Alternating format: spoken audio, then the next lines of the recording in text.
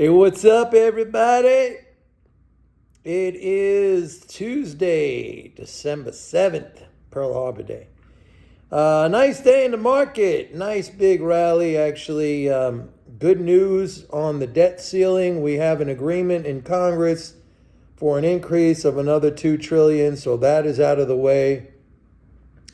So all these potential concerns, last week I was talking about, they needed a continuing resolution. I said, if you got that, then everything is in place for a big rally, given the level of bearish sentiment that was out there.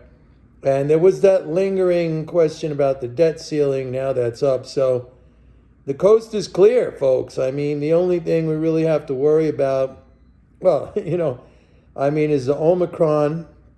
And again, I don't see lethality like the original COVID-19.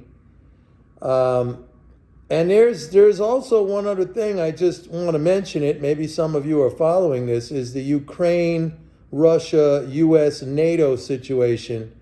That's tense. I mean, Putin and Biden spoke today. I think Biden took a hard line on Putin. And Putin says, we don't want NATO expansion to Ukraine. We don't want missiles in Ukraine. I mean, this is like the Cuban Missile Crisis, and Russia will defend its territory along that eastern border with Ukraine, or western border for Russia. If that flares up, I mean, that, I'm not speaking in terms of economics, but that is a potential wild card.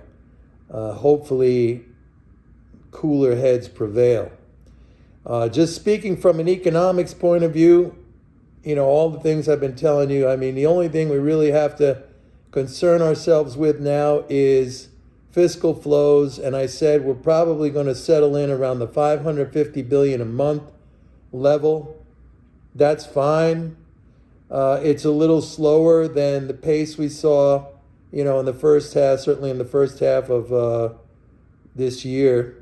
But it's enough. It's still about, 40% higher than pre-pandemic, maybe even more than 40% higher, almost 50% higher, 45% higher than pre-pandemic spending levels. I mean, that is a good flow.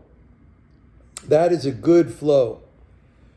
So, like I've been saying all along, like for a long time now, I said you really have to look out to November 2022, which is the midterm elections, and see who grabs Congress.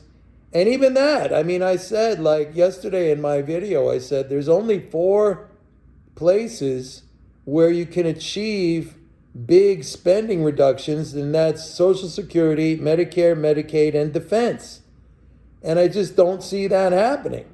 I don't see that happening. So we are at a sustained high level. Okay, not as high as, in the middle of the stimulus pandemic. We're also seeing, I mentioned yesterday, that the deficit is down $57 billion year over year. Another way of stating that, and you have to understand, I think a lot of you who have been following me for a long time, now that the correct way to talk about the deficit is the net transfer to the non-government from the government. So if it's 57 billion less, that means 57 billion less went to us, the non-government, over, compared to this time last year. So spending has slowed down, but taxes are up. They're way up because, that's how it works. Where we have automatic stabilizers, taxes are the opposite. They're automatic fiscal drag. I mean, when the economy increases, the government collects more tax. And if the spending doesn't keep pace, eventually, like, the fiscal drag starts to build up. But right now, I'm not concerned because total spending flow is still 89 billion over last year, so almost 90 billion over last year. The problem is they're taking back, that 90 plus and then some in the form of taxes. But the flow is really what drives everything. If that flow started to drop year over year, the leading flow, if that started to drop year over year, I'd be concerned. But I'm not concerned. And, that's just going to, again, it's going to go to corporate profits. Every quarter, we're going to get pretty much good corporate profits. The stock market is going to rise. You're going to have a lot of people saying, this is crazy. This is a bubble. This is the late 90s. This is .com. It's not.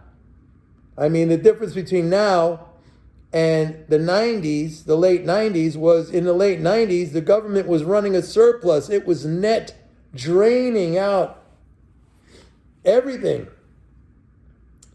I mean, that screwed us up all the way until, I hate to say it, until probably the first great financial crash when we had the Obama stimulus, and it really probably screwed us up all the way till the pandemic. So what was that, like freaking 20 years? But now we're going to see savings rates, personal savings fall because the government is not pumping enough. The swimming pool analogy, the water, it's coming down a little bit compared to where it was in the swimming pool. That 57 billion reduction in the deficit, the water's coming down a little bit. It's still a very high level swimming pool, don't get me wrong, but it's not as high as it was at this time last year. Water came down a little bit. But like in a 24, 22, 25 trillion economy, 57 billion, I can deal with that. That's going to be okay. What else? Oil. API inventories came out. We had a 3 million draw in crude. What's interesting to me is crude oil producers. If you look at the weekly CFTC Commitment of Traders report, they've been buying, man, and they're net long futures. Again, that's a kind of a rare position for producers because they own the physical. They're net long futures. They've been doing that now for like 5 weeks. And they got the largest net long since, I think, the week ending October 8th. So, I mean, when I see stuff like that, I pay attention. I used to be an oil trader on the Merc, and I used to do business for these guys. I used to execute orders for them on the floor, and, they're very savvy traders. I mean, they're not looking to day trade, but they position, they're swing traders. When you start seeing stuff like that, you got to pay attention. Anyway, I think the economy is going to be fine. Fourth quarter GDP is predicted could be near 10%. It's unbelievable. All right? Gas prices, I saw gas prices being quoted now as $2.80 a gallon. So this whole stagflation thing, like I've been saying the whole time, it's starting to go away. There's no stag with a 10% or an 8% GDP growth rate, and inflation is starting to come down. Everything's good, folks. All right, everybody, that's it for today. Don't forget, go to my website, pitbulleconomics.com. Some of you, I know it's out of your price range now, but talk to me if you need help. We're pitching it more to institutions now. But I get a lot of nice comments from people about how, it's helped them make so much money and the outlook has been so spot on and stuff like that. All right, everyone. Have a good one. See you tomorrow. Bye.